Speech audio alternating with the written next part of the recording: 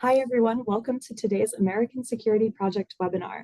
This is an on-the-record conversation that will be available for attribution. A recording of this conversation will be posted on our website.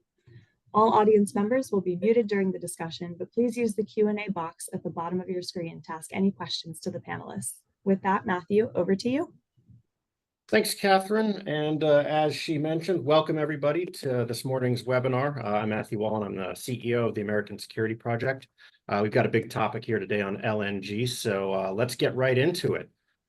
So for some context, on January 20th of this year, the Trump administration issued an executive order declaring an energy emergency, stating that the energy and critical minerals identification, leasing, development, production, transportation, refining, and generation capacity of the United States are far too inadequate to meet our nation's needs.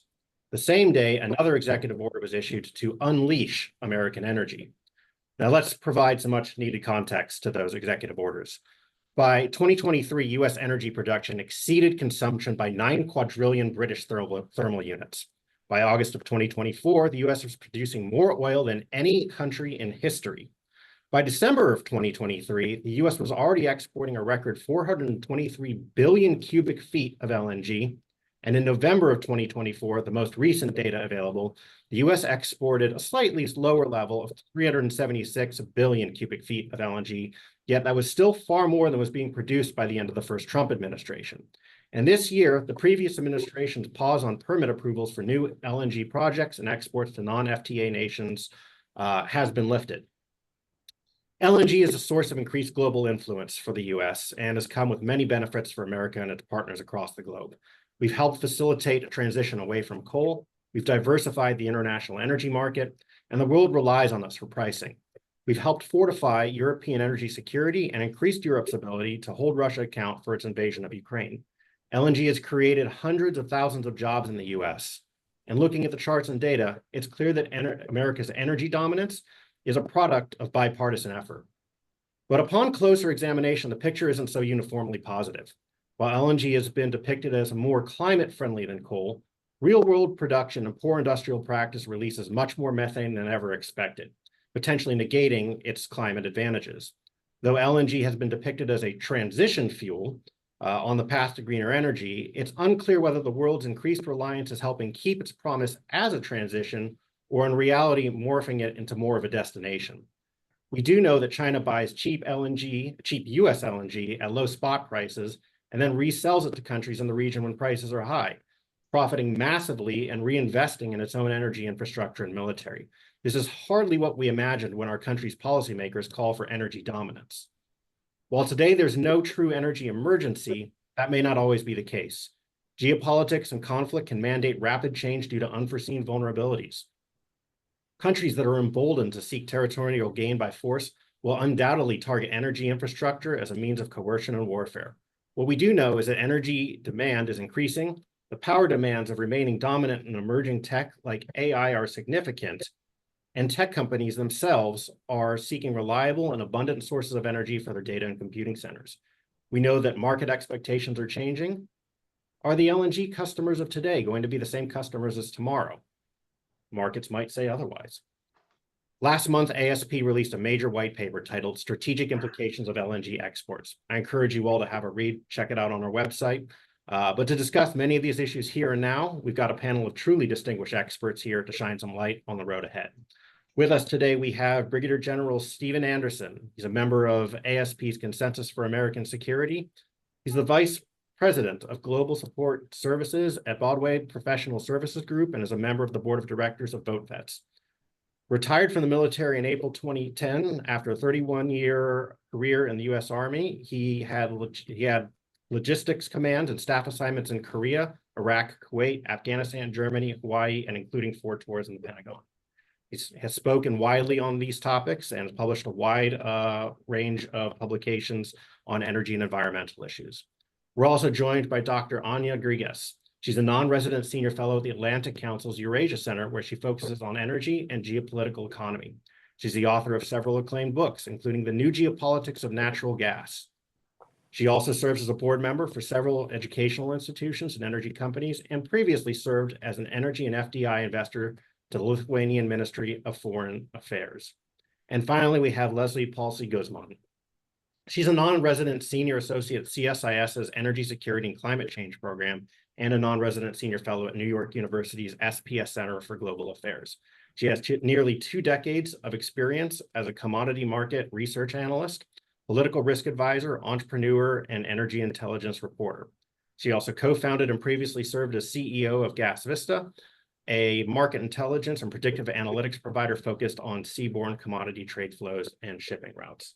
So with that, I'm going to get out of the way. I'm going to hand it over to each of our panelists to opine on the topic at hand.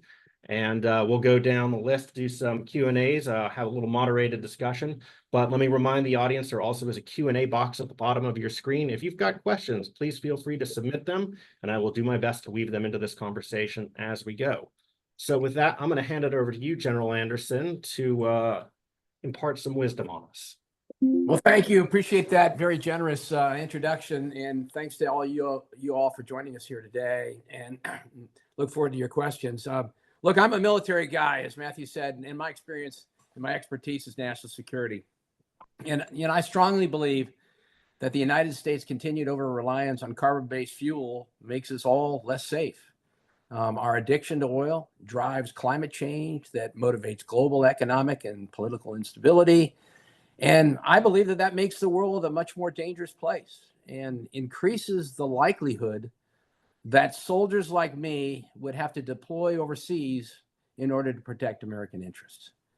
Now, additionally, as a military man with extensive experience in combat zones, our military reliance on carbon-based fuel makes us vulnerable operationally in combat. Most Americans are probably not aware that the United States lost over 1,000 soldiers killed during the wars in Iraq and Afghanistan, moving or protecting fuel convoys on some of the most dangerous roads in the world. 1,000 soldiers, at least. Renewable fuel systems, such as solar, wind, and geothermals, would have saved countless lives over there, as I wrote in a New York Times op-ed back in January 2011. Now, I'm a realist, and I understand that we can't perhaps stop the production of LNG. But we can manage where it is actually consumed. And to me, sending American LNG to China makes little sense. I mean, as our rival China would be, as Matthew just pointed out, the principal benefactor of this. I mean, our cheap energy would empower their economy and no doubt raise the prices for goods and services here in the United States. So here's a key question. Why should Americans pay more for their energy in order for the Chinese to pay less? I just don't get it. Additionally, exporting LNG is in itself inherently risky. I mean, you've got storage facilities and shipping lanes that can be obstructed by violence, or, as I mentioned earlier, the ever-increasing frequency and ferocity of extreme weather that's motivated by climate change. Now, look, I understand the need for American companies to be profitable. Yeah, I've sat on a couple of boards, I get it. But a drill, baby, drill attitude and selling our LNG to China, I believe, risks our national security significantly by increasing the effects of climate change and empowering a major global adversary. Bottom line to you all, LNG must not be allowed to be exported. Thank you very much. Back over to you, Matthew. Thank you, General Anderson. With that, let's hand it over to Agnia. Well, thank you. And it's a real pleasure to be here. I have to say, I read the white paper on the strategic implications of U.S. LNG exports, and I greatly enjoyed it. I thought it was excellent. It gives the latest analytical insights across different regions, so I really recommend it. back in 2016, I wrote a report on American energy diplomacy for the new administration. So this has a little bit of a deja vu moment for me.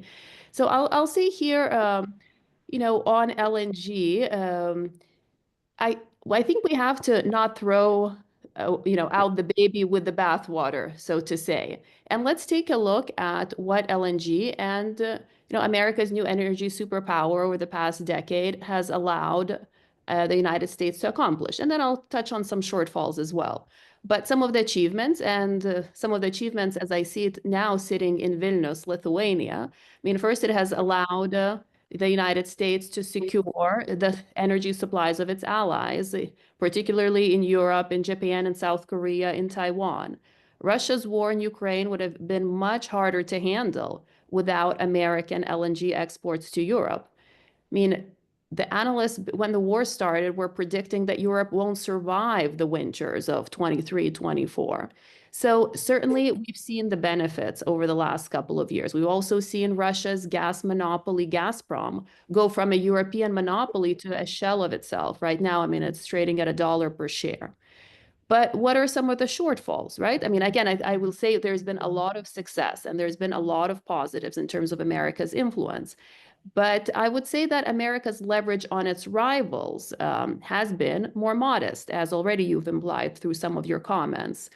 Even in Europe, I think America's impact could have been greater because despite American LNG exports, Russian LNG has continued to gain market share, even in Europe. And 2024 was the year when Russia, in fact, sold the greatest amount of LNG to European markets. That's despite sanctions, that's despite American LNG.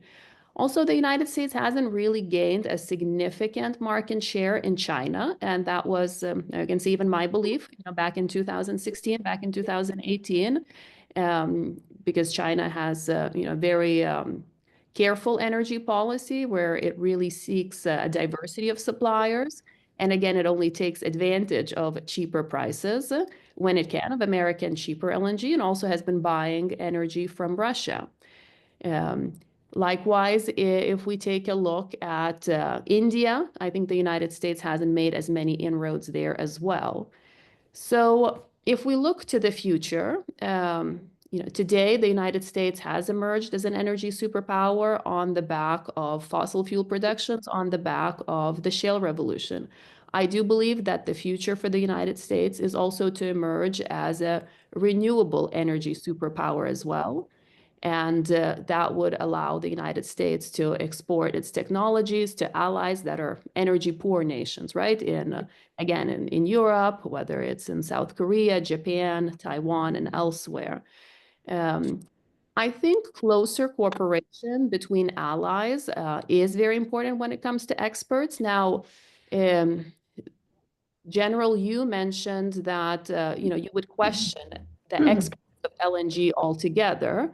I would probably say I would question the exports of LNG to non-allies potentially, right? I think that's something that can be considered.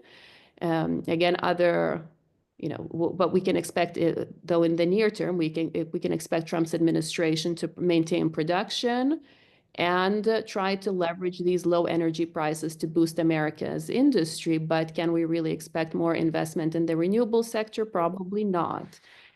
So I would probably wrap up and say I would hope that the United States can emerge as a renewable energy superpower in the medium to long term and can maintain supporting its allies, particularly in this highly vulnerable geopolitical time like right now. So supporting its allies with LNG exports. And I'll pass it over to my colleagues. Looking forward to the discussion. Thank you, Agnia. Leslie. Yes. Good morning, and thank you for having me. I'm very happy actually to be part of this discussion because it's a topic I'm deeply passionate about. And actually 12 years ago exactly, I co-authored an op-ed in the Wall Street Journal, and it was titled "The Foreign Policy Uses of an Energy Bounty." And actually I framed it because I was very proud at the time to be published in the Wall Street Journal. But why do I mention that is because 12 years ago, I was already wondering how the US will figure out how to engage with the rest of the world as a global gas superpower. Will it be arrogant or reluctant, transactional or diplomatic, benevolent or mercantilist? And I feel that not a single US administration has figured out a coherent, comprehensive energy policy and export strategy following the shale gas revolution.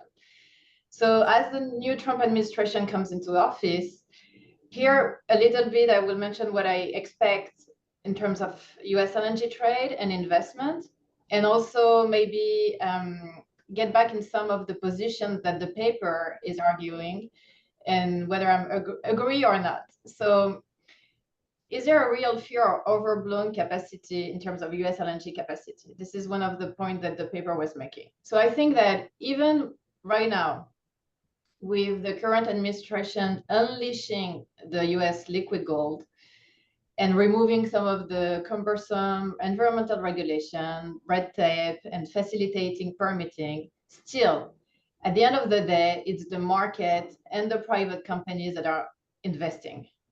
And so I think that letting the market do is not a bad thing, because what we've seen previously is that the biggest challenge to invest in US LNG and to have new projects being built is the rising costs of building infrastructure, finding the financing. There is competition globally also, other projects are being built elsewhere and buyers are looking elsewhere. So maybe not finding the long-term customers needed. And in the US specifically, there has been increasingly more proceduralism with court challenges. So it doesn't mean that if Trump is accelerating FERC and DOE licenses, it still doesn't mean that we'll see countless projects being built. So that's one point that I wanted to make. The other point that I would like to make, that the pause that happened the past year and that has been lifted, one of the consequences is that all the investment decisions for new US LNG projects were made outside the US. The few that were made in 2004 were made in Mexico, Canada, Oman, and the UAE. And while Qatar is still pursuing its vast expansion of projects.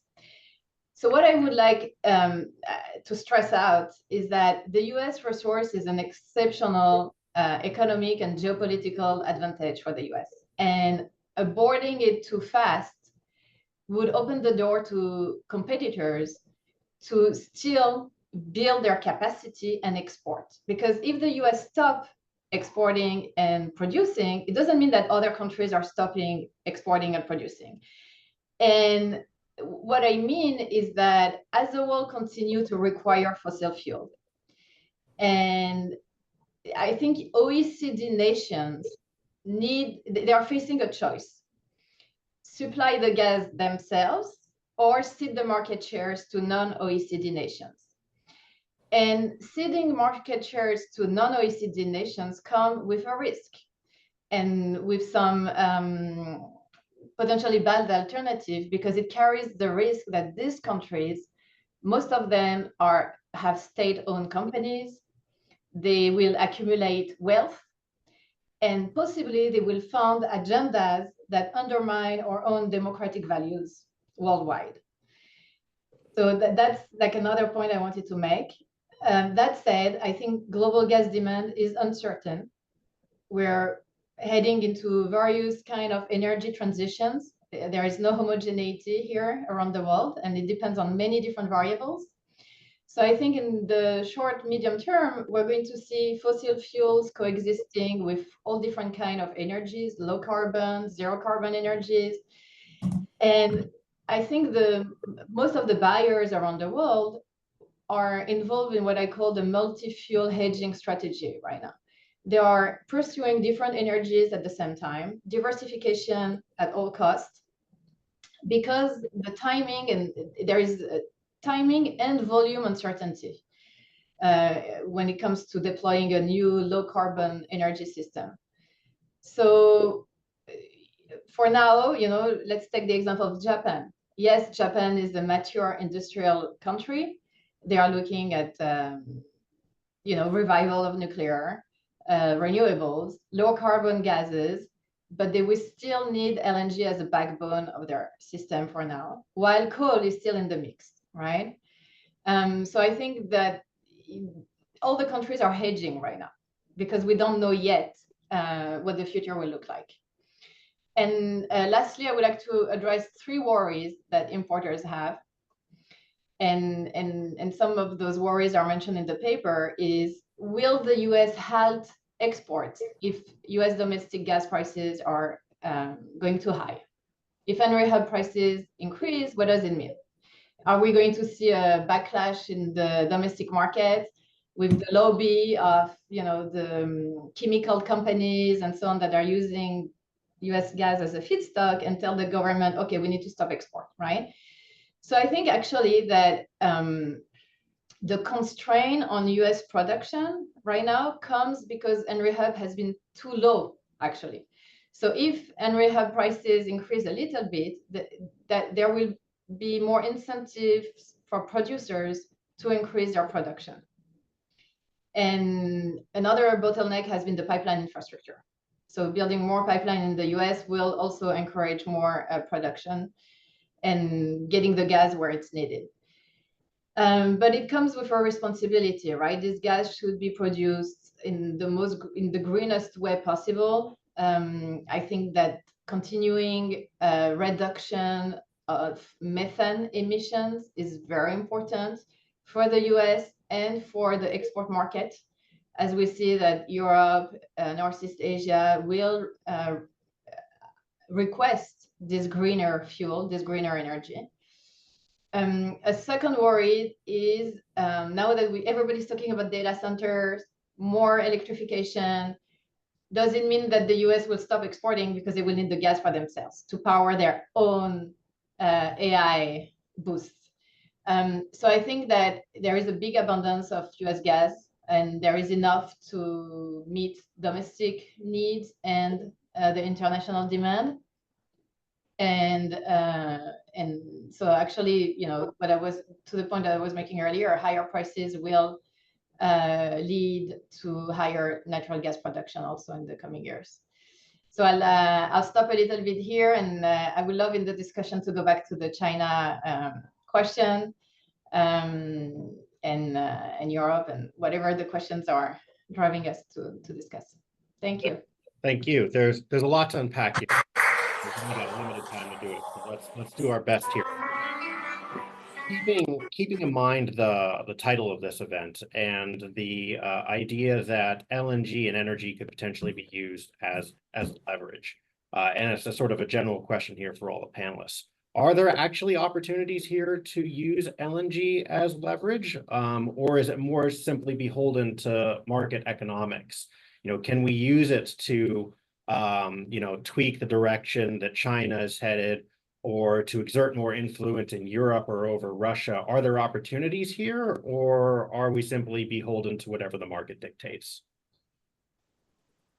Well, first I can say I do believe that there are opportunities for the United States to use its leverage through LNG exports, and I think that leverage has already been used simply because American LNG exports have made it to Europe and have proven economically viable, right? And have been price competitive.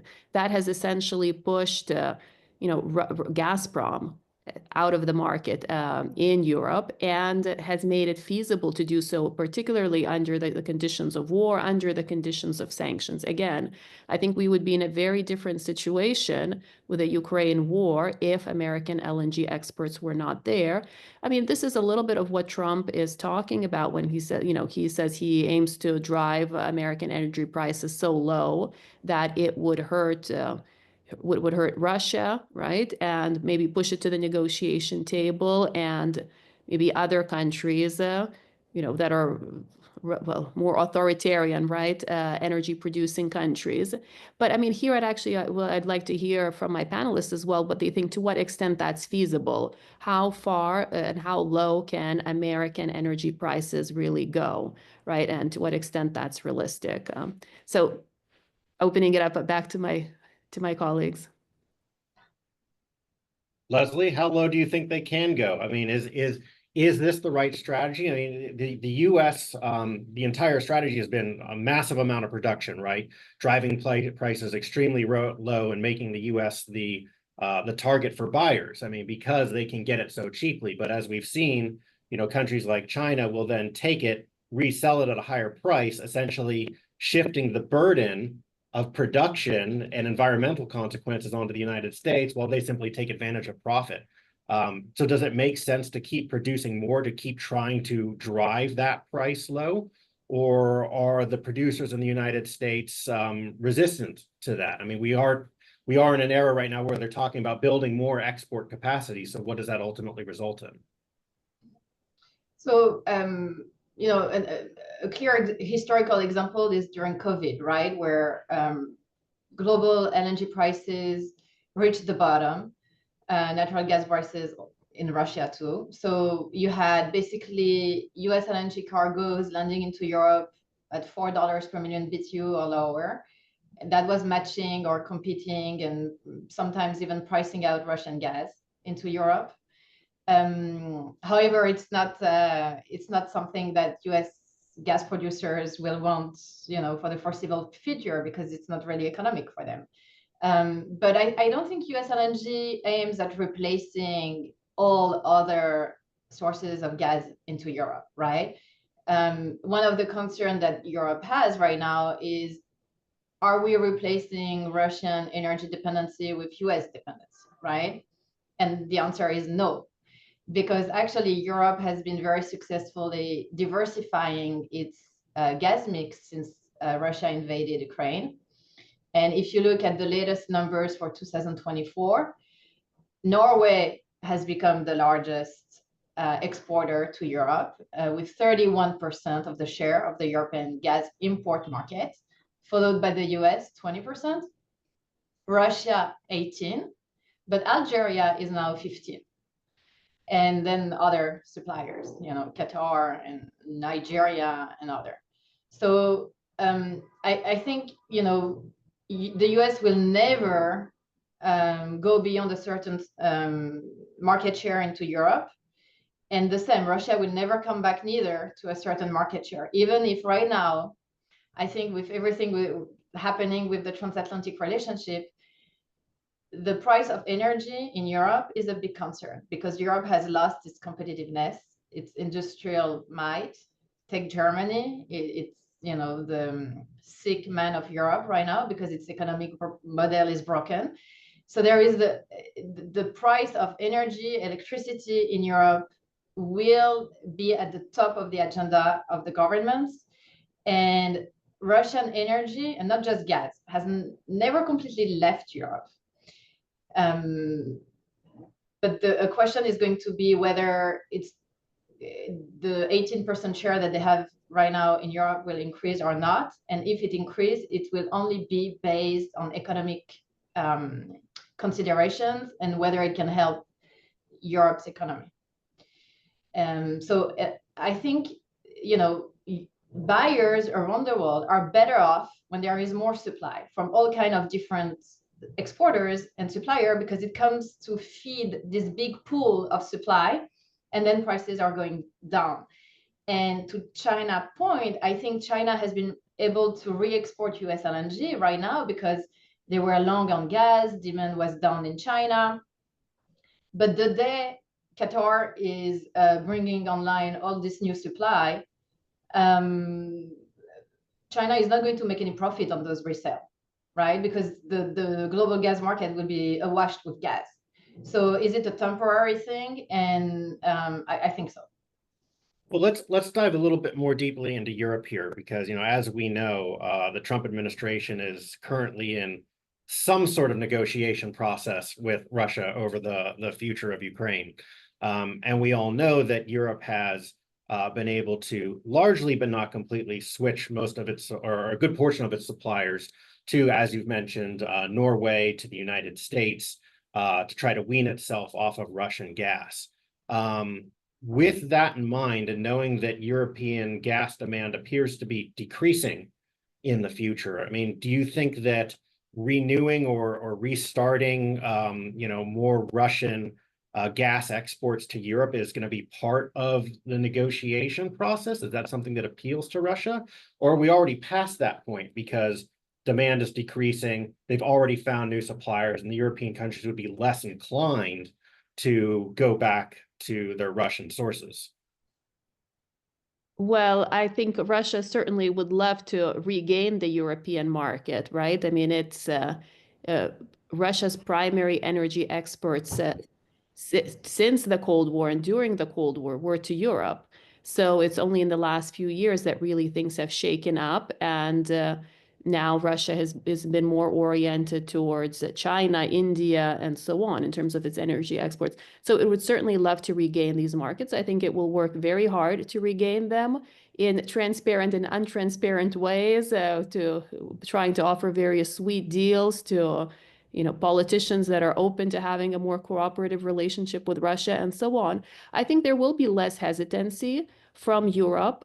Well, there will be more hesitancy, of course, from Europe to go back to this dependency that they used to have on Russia. I think more Russian, I mean, depending on how things play out now with this potential peace plan, I think some European countries would like to see more cheaper Russian energy sources, but going back to a full dependency and being at the mercy and the monopoly of Russian suppliers, I think is certainly not in the cards. I think Europe has learned its lessons multiple times, having experienced multiple energy shutoffs and crises with Russia. I want to jump back into something General Anderson mentioned earlier, and that was the vulnerability of shipping. And when we think about the way that LNG is moved naturally on ships, it seems to me that from a military perspective, that is an enormous logistical challenge that provides a key point of vulnerability for countries that rely on it. If we look at, war breaking out in the Pacific over Taiwan, a country that, relies heavily on natural gas and LNG, none of which it has on its own, essentially. It seems to me there's major vulnerabilities. So General Anderson, I'm wondering if you can sort of give us a little bit of an around the world look at the potential vulnerabilities here. Are there ways to address those vulnerabilities? Or are the countries that heavily reliant upon natural gas or LNG essentially screwed should war break out? Well, I mean, obviously, the storage facilities and the shipping lanes are vulnerable to attacks from terrorists and the effects of climate change, and that could be a tremendous increase in a risk to worldwide security. I'd much rather see LNG go to Europe than to China, for not only for the political reasons, but for the operational reasons of just it's easier to ship it over there, and it's probably more secure than sending it through the Pacific shipping lanes and whatnot. But I mean, I think back to the days when I was in Afghanistan and Iraq, and thinking about how we had soldiers that were isolated in FOBs in the middle of Afghanistan. To me, it's an example of our dependency on the shipping lanes.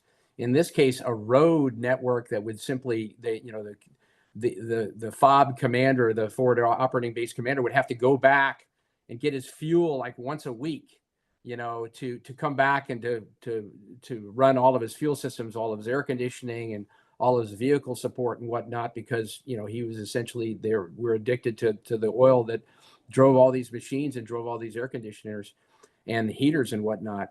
I remember getting a letter once from a company commander said, hey, once a week I have to go back to get my fuel, and then I bring it back, and in the time that I'm gone to get my fuel, the bad guys have been fighting the last week reset to the exact same positions they were a week before I left. That kind of thing. And so it's like deja vu all over again.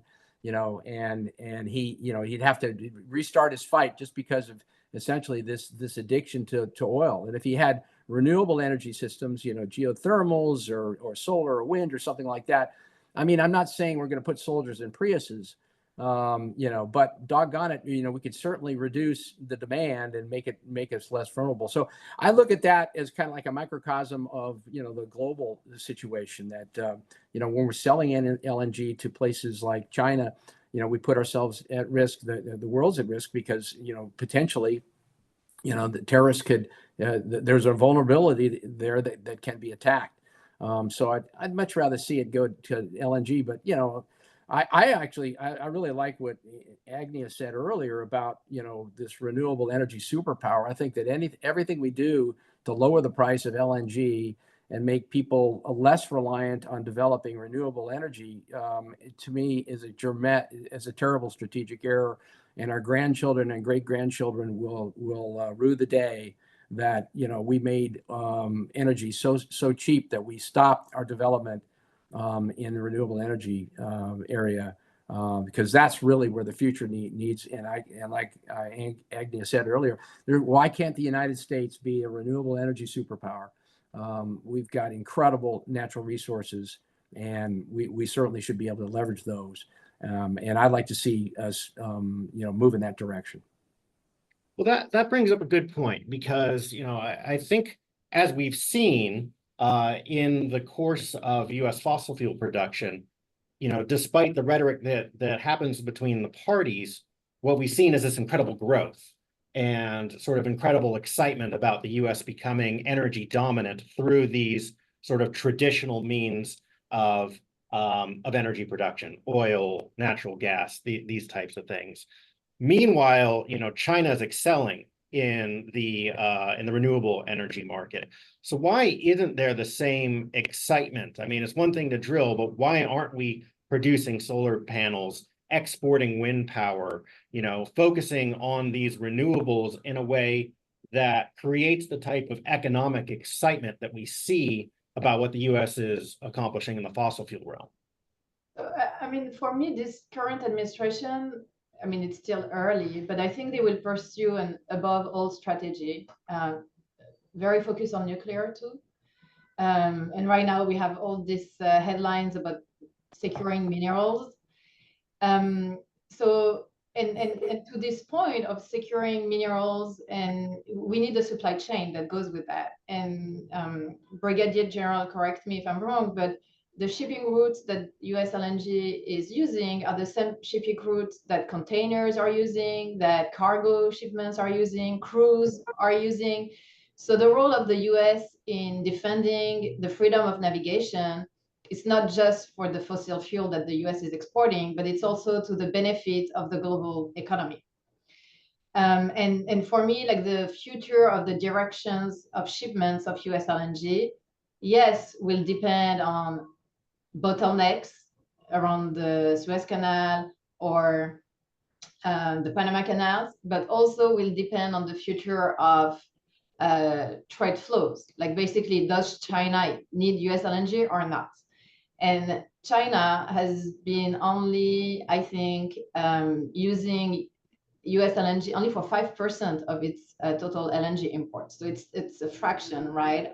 And when you look at the whole gas demand in China, China is actually producing a lot of gas right now. It's one of the major global gas producer today. So they have their own domestic production, and maybe they won't need anymore to import from the US at one point, because they have all these pipeline imports and domestic production. So that's something to keep in mind also. Yeah, I think we just put out a briefing note recently that looks at China's imports of US LNG as a fraction of a percent. So it seems to me that the cards that are in their hands, it would hurt us more for them to stop buying than it would hurt them for us to stop selling it to them. So it's an interesting power dynamic there. General, you had mentioned non-state actors, terrorist groups, in terms of these vulnerabilities. And one thing that occurred to me, especially as we see what's been going on in the Red Sea, the vulnerability of shipping in general, and LNG needing it coming from Qatar, needing to go all the way around the south end of Africa. It's incredibly disruptive, and I can't imagine the possibilities. Do you think there's actually serious vulnerabilities to LNG ports, ships, to non-state actors or pseudo states? Absolutely. And, look at what the Houthis have been able to do in Yemen, to disrupt international supply routes, and essentially shut down the Red Sea traffic a number of times, and requiring the United States to take military action and to put, the U.S. naval fleet in the area. I mean, to me, that's a great example of how vulnerable we might potentially be. I mean, Leslie made a good point. We're using those same shipping lanes, for moving, all kinds of things that we're sending over to overseas in China. Absolutely. But, LNG could potentially be, a real, an attack on an LNG would definitely be a very explosive event potentially, and provide the kind of the political message that a lot of these non-state actors would like to send, and so it increases our vulnerability. Are we already vulnerable? Absolutely. Are we more vulnerable with LNG? Absolutely. Well, and here, if I may add, I mean, it's not just LNG, let's say shipping, right? I mean, it's all energy infrastructure, including renewable energy infrastructure, that is at risk today and will remain at risk in the future, from cybersecurity concerns to hackings to terrorist attacks. I mean, even if we look at pipelines, right? The Nord Stream pipeline sustained damage. I mean, the Ukrainian pipeline system is really under question in terms of the war. Cables, electricity cables have been cut under the Baltic Sea, right? Suspected that, Russia did it or Russia-friendly actors did that. So I think this will be a major issue going forward, including for renewables, because again, how renewables are being, the types of companies, at least today, that are set up to run and operate renewable energy tend to be smaller than larger companies, and they tend to be a little more vulnerable when it comes to, again, cybersecurity concerns and management. There was, there's interesting work there done on this area, particularly out of Israel, how to increase the security of renewable energy operations. We've got a question from the audience that roughly touches on the idea that, the world isn't ready to shift yet. Countries are still relying on things like LNG and other conventional forms of energy. When we look at, say, Germany, which has focused so heavily on shutting down its nuclear reactors, when we know nuclear reactors are a very climate-friendly, means of producing energy.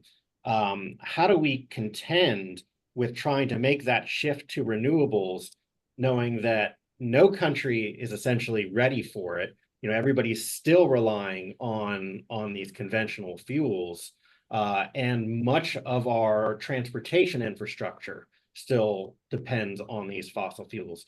How does LNG factor into this? How do we accelerate the shift? Well, that's a tough question. I mean, I would simply ask, I believe that LNG should not be cheap. It should be expensive. It should be perhaps available as a transition, energy source to a renewable energy future. But I think that everything we do to lower the costs of carbon-based fuels is going to come back to burn us. And, 50 years from now, again, like I said, if we don't get serious about climate change, leaving the Paris Climate Accord was a tremendous mistake, in my opinion. And everything we can do to get the world to wean ourselves from this addiction to oil is in our best, global interest from a security standpoint. And so I would like to see us raise the prices of LNG and carbon-based fuels so that we do have an economic stimulus for developing, renewable energy. And it's just that simple. I mean, look what Elon Musk has been able to do with SpaceX and Tesla and whatnot, things that we didn't think possible 10, 15 years ago.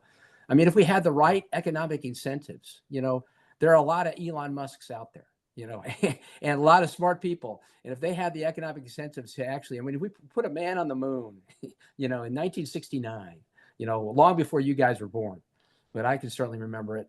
And being able to do that. And we had some kind of a concerted, national or international effort to develop renewables. I'm absolutely concerned.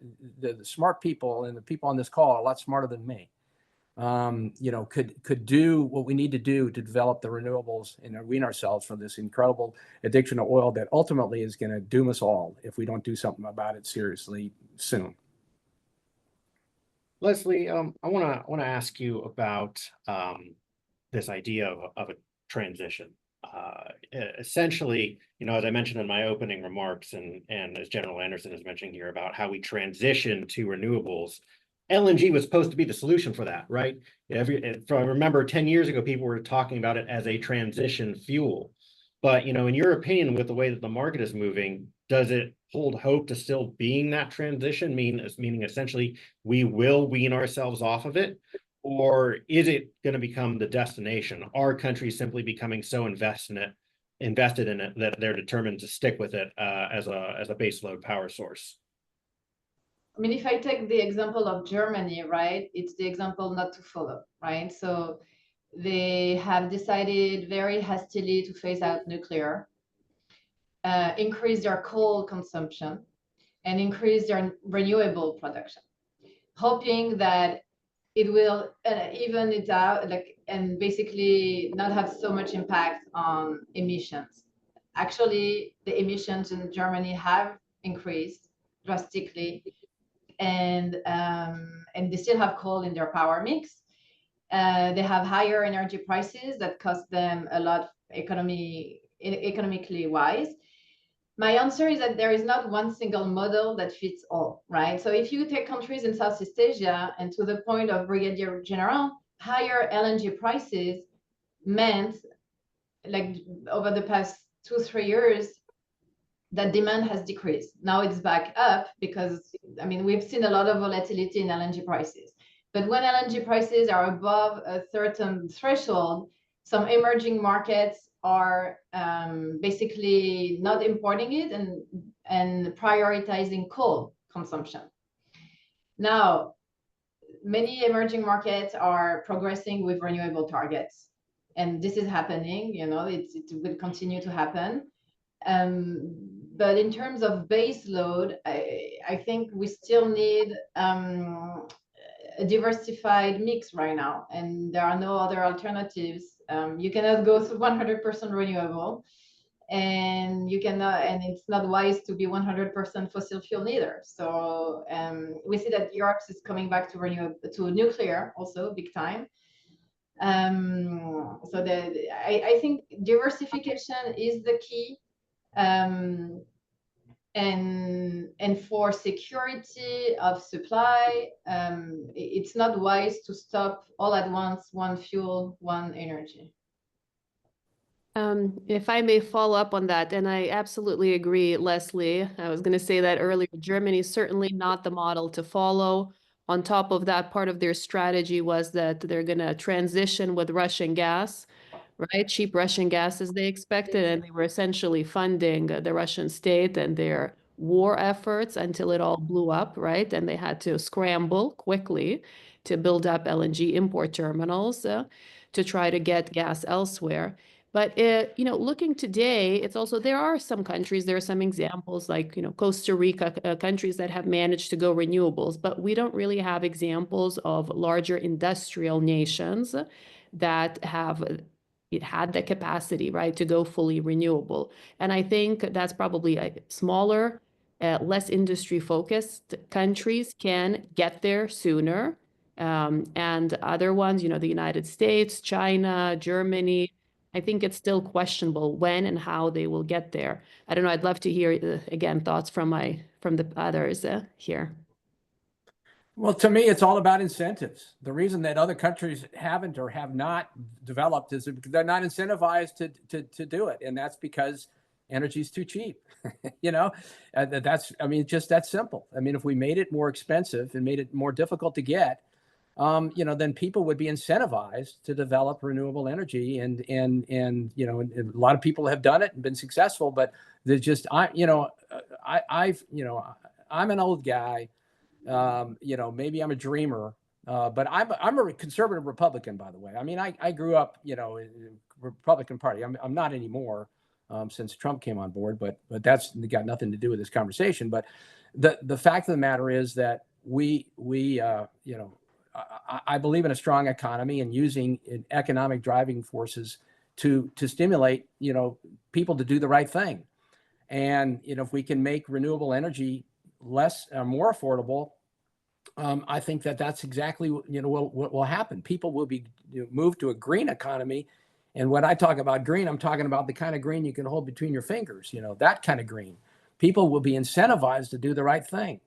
And unfortunately, cheap energy disincentivizes people and will continue. And, you know, we will continue to see the devastating effects of climate change. And it's only going to get worse.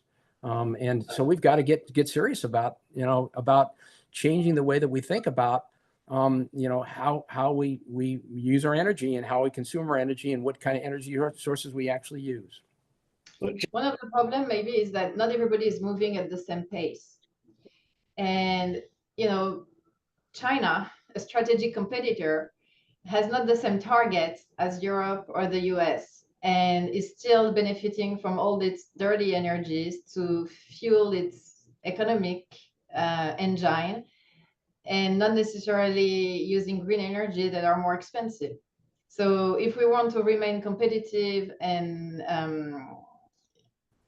you know, I think we need to take into consideration all the different pieces of the puzzle.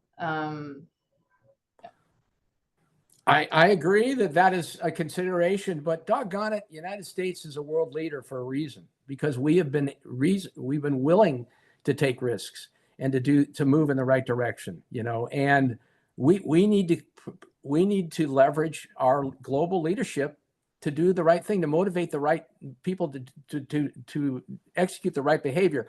Now, are there going to be people like China that are going to continue to do the wrong thing? Absolutely. But that's not a reason to do the right thing. You know, we need to get serious about, you know, reducing our reliance on carbon-based fuel, period. I mean, we've got to do that. And the way that we do that, I think, is through the economy, in incentivizing people to do the right thing and to leverage American leadership in this front. And I think that when we do that, people are going to, you know, do the right thing, and they're going to follow our example. And yeah, it may be painful, but, you know, 20 years from now, we're going to, you know, people are going to be looking back saying, why didn't they do more? Why did they continue to, you know, to be addicted to oil and not to do anything to change that addiction? And, you know, that's what I'm thinking about. I'm thinking about our posterity, our grandchildren, our great grandchildren, and how they're going to look back on us. You know, and I think that we've got to do something now to get serious about, you know, the direction that the world is moving in regards to the way we consume energy. Well, General, you mentioned a key point here, and I think that's about those incentives. And right now, the incentive to keep doing this is because it's cheap, right? It's cheap and accessible, but it's not always that way. And we know that one of the key sticking or conflict points in the American, you know, political space is, you know, things like gas prices, energy prices.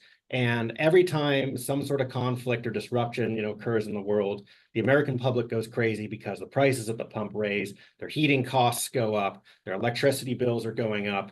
And it shows that, you know, these carbon-based fuels are inherently unstable in some way. And so while the prices might be low at some points, they're really high at others. And there's opportunities in, as you mentioned, renewables to have something that is more consistent, something that isn't as affected by the global market. You know, are there opportunities in the current fossil fuel space, again, knowing that that's what we have right now, to stabilize that? Or are we going to be, you know, consistently vulnerable to conflicts that are going on in the world no matter how much energy we produce? Or should we just produce more? Well, I would say we need to produce more of the right kind of energy. Yeah, Americans are always going to be short-sighted and always going to be looking at the gas pumps and whatnot. But again, it gets back to leadership. You know, if you've got someone that's out there, the president, that is telling people, hey, look, you know, we need to move in a different direction. I believe that people, you know, will respond, you know, and, you know, but when we tell people, oh, climate change is just a hoax and there's nothing to it. And I mean, you know, that's just moving in the opposite direction. And, you know, we've got to get serious, and it takes political leadership. It takes courage to stand up and say, hey, look, we've got to do the right thing now. And we need to start motivating people to do the right thing now. And that is not going to happen with cheap carbon-based fuel.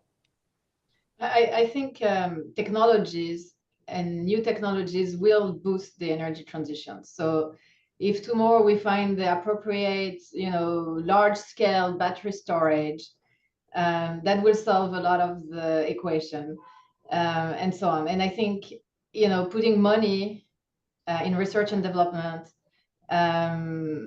will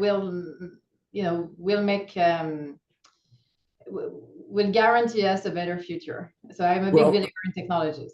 I'm a big believer too, but look, I sat on the board of directors at Ultralife Corporation, which is a lithium-ion battery manufacturer. You know, they're motivated by cost, by price. You know, they're incentivized. You know, and when energy is too cheap, they're not going to do that. They're not going to have the wherewithal to do the research and development that is needed in order to, you know, make their investment pay off. I mean, they're going to be motivated by that. That's just how the world works. You know, boards are going to do things in their, you know, that make their shareholders, you know, money. And so when we have cheap oil, they're not going to make those investments. They're going to say, hey, well, let's continue to drive our, you know, F-150s, and we're continue to use the same energy system we have because it's getting cheaper. And that's a terrible mistake for the world. You know, we've got to use, I mean, I totally agree with you, Leslie. Research and development it can change the equation. Let's incentivize people to use research and development to do just that. And that's going to happen by cutting off our dependency on oil and LNG exporting and the like, and focusing more on a green economy that stimulates the technology that we need to move into a new future. And research and development is driven both by government investment, let's remember, as well as private entrepreneurship. If we look at some of the biggest breakthroughs we've had, I mean, when we've had the shale revolution, well, that was, I mean, fracking occurred first more than 100 years ago, but it took a long time, a lot of investment, a lot of government investment to really bring it to where it is today. And I mean, I'm really hoping that we can have a dual track, that we can take advantage of the short-term benefits today from American LNG exports, supporting our allies, and at the same time investing heavily today so we can have that breakthrough. And whether that's tomorrow, whether that's in a few years, whether that's in 10 years. But I do believe that renewable breakthroughs will occur. They will occur. It's just a matter of time. Well, that's a great point you made about government investment, because, I mean, think GPS technology. It was invented by the United States military. The internet, United States military. Okay. I mean, that is how, I mean, so government investments in the right areas are going to be absolutely critical. And that's why I'm so concerned that this present administration isn't going to make those kind of investments. And I'm, you know, it just worries me greatly that we aren't going to be stimulating the research and development we need to move into a new green economy. Well, it seems to me that that's a good place to wrap it up. And basically it comes down to choices. Our country, unfortunately, seems to be stuck in a very short-term way of thinking. It's always about the next election. It's always about what's going to happen 2 years from now. And what ASP has always focused on is where our country needs to be 10, 20, 50 years from now, and what is necessary to do that. You know, we talk about things like nuclear power plants, which have a 50+ year service life. or even investments in our naval vessels, which again, often have a 50-year service life. We've got a plan for that, and we've got to figure out the way to get there. And it seems to me that when we're looking at the energy security of the future, diversification is going to be a key part of it. Making sure that we have the ability to ramp up our various forms of energy if another becomes vulnerable. These are the key things that ASP thinks about, and I hope that our audience will continue to check out our website over the next 50 years to see where we want to be in 2100. So thank you to all of our panelists. That's all the time we have for today. But as mentioned, please check out our website, americansecurityproject.org. Stay engaged with us on X, LinkedIn, and all of the other social platforms. And we hope to see you at our next event. Thanks very much, everyone. Thank you. Thank you. Bye-bye. Thank you. Pleasure to be here.